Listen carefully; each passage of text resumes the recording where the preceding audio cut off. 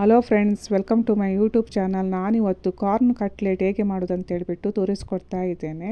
ಸ್ವಲ್ಪ ಎಣ್ಣೆ ಉಪಯೋಗಿಸಿ ಹೇಗೆ ಮಾಡೋದಂತೇಳಿ ತೋರಿಸ್ಕೊಡ್ತಿದ್ದೇನೆ. ಅದಕ್ಕೋಸ್ಕರ ನಾನು ಇಲ್ಲಿ ಕಾರ್ನನ್ನು ತಗೊಂಡಿದ್ದೇನೆ.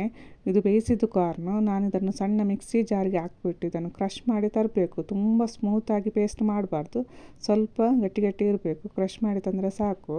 ನೋಡಿ, ಈ ರೀತಿ ಆದರೆ ಸಾಕು ಪೇಸ್ಟ್. ಇದನ್ನೊಂದು ಪಾತ್ರೆಗೆ ಹಾಕ್ತಿದ್ದೇನೆ ನಾನೀಗ. ಇದಕ್ಕೆ ನಾನು ಈಗ ಬೇಯಿಸಿದಂತಹ ಆಲೂಗಡ್ಡೆಯನ್ನು ಹಾಕ್ತಿದ್ದೇನೆ. ಇದನ್ನೀಗ ಚೆನ್ನಾಗಿ ಸ್ಮ್ಯಾಶ್ ಮಾಡಬೇಕು. ಸ್ಮ್ಯಾಶರಲ್ಲಿ ಚೆನ್ನಾಗಿ ಸ್ಮ್ಯಾಶ್ ಮಾಡಿ, ಇಲ್ಲಾದರೆ ಕೈಯಲ್ಲಿ ಸಹ ಸ್ಮ್ಯಾಶ್ ಮಾಡ್ಬೋದು. ಈಗೆಲ್ಲ ಸ್ಮ್ಯಾಶ್ ಆಗಿದೆ. ಇದಕ್ಕೆ ಸ್ವಲ್ಪ ಸಣ್ಣಗೆ ಕಟ್ ಮಾಡಿದಂಥ ಈರುಳ್ಳಿ ಹಾಕಬೇಕು. ಸಣ್ಣಗೆ ಕಟ್ ಮಾಡಬೇಕು. ಸ್ವಲ್ಪ ಶುಂಠಿ, ಸ್ವಲ್ಪ ಕರಿಬೇವಿನ ಸೊಪ್ಪು, ಸ್ವಲ್ಪ ಹಸಿಮೆಣಸಿನಕಾಯಿ ಸಣ್ಣಗೆ ಕಟ್ ಮಾಡಿದ್ದು, ಸ್ವಲ್ಪ ಕೊತ್ತಂಬರಿ ಸೊಪ್ಪು, ಸ್ವಲ್ಪ ಉಪ್ಪು. ನೆಕ್ಸ್ಟ್ ಸ್ವಲ್ಪ ಇದಕ್ಕೆ ಬ್ರೆಡ್ ಕ್ರಮ್ಸನ್ನು ಹಾಕಬೇಕು.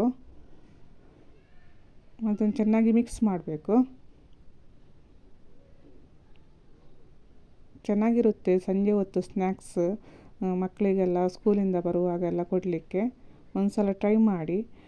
ನನ್ನ ವಿಡಿಯೋ ಇಷ್ಟ ಆಗಿದ್ದರೆ ಶೇರ್ ಮಾಡಿ, ಕಮೆಂಟ್ ಮಾಡಿ ಮತ್ತು ಸಬ್ಸ್ಕ್ರೈಬ್ ಮಾಡಿ. ನೋಡಿ, ಈ ರೀತಿ ಇದನ್ನು ಮಾಡಬೇಕು ವಡೆ ಆಕೃತಿಯಲ್ಲಿ. ಈಗ ನಾನು ಇದನ್ನೆಲ್ಲ ಸಹ ವಡೆ ಆಕೃತಿಯಲ್ಲಿ ಮಾಡ್ತಿದ್ದೇನೆ. ವಡೆ ಶೇಪಲ್ಲಿ ಮಾಡಬೇಕು. ಈಗೆಲ್ಲ ಆಗಿದೆ, ಇನ್ನೂ ಸಹ ಇದೆ ಮಾಡಲಿಕ್ಕೆ. ನಾನೀಗ ಫಸ್ಟ್ ಒಂದು 5 ಮಾಡಿ ತೋರಿಸ್ತಿದ್ದೇನೆ, 6. ನೆಕ್ಸ್ಟ್ ಈಗ ನಾನು ಒಂದು ತವ ಬಿಸಿಗಿಟ್ಟಿದ್ದೇನೆ. ಇದಕ್ಕೆ ನಾನು ಸ್ವಲ್ಪ ಕೊಬ್ಬರಿ ಎಣ್ಣೆಯನ್ನು ಯೂಸ್ ಮಾಡ್ತಾ ಇದ್ದೇನೆ. 2 ಸ್ಪೂನ್ ಯೂಸ್ ಮಾಡಿದ್ದು ನಾನಿಲ್ಲಿ. ಈಗ ಒಂದೊಂದೇ ಇಡಬೇಕು. ಇದು ಹೆಲ್ದಿ ರೆಸಿಪಿ ಆಗಿರುತ್ತೆ. ಸ್ವಲ್ಪನೇ ಎಣ್ಣೆ ಯೂಸ್ ಮಾಡ್ತಿದ್ದೇನೆ. ಡೀಪ್ ಫ್ರೈ ಏನು ಮಾಡ್ತಾ ಇಲ್ಲ ನಾನು.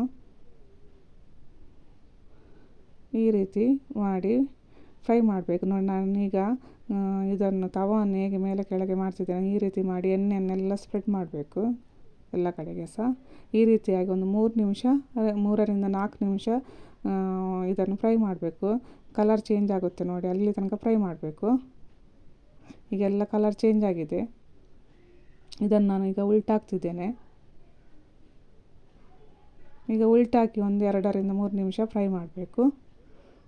ಈಗ ಸಹ ಎಣ್ಣೆಯನ್ನು ತವನ ಆ ಕಡೆ ಈ ಕಡೆ ಮಾಡಿ ಎಣ್ಣೆಯನ್ನು ಸಹ ಸ್ಪ್ರೆಡ್ ಮಾಡಬೇಕು. ಈಗ 2 ಕಡೆ ಸಹ ಇದು ಫ್ರೈ ಆಗಿದೆ. ಈಗ ಇದನ್ನು ತೆಗಿತಾ ಇದ್ದೇನೆ. ಒಂದು ಸಲ ಟ್ರೈ ಮಾಡಿ ನೋಡಿ, ಚೆನ್ನಾಗಿರುತ್ತೆ. Thank you.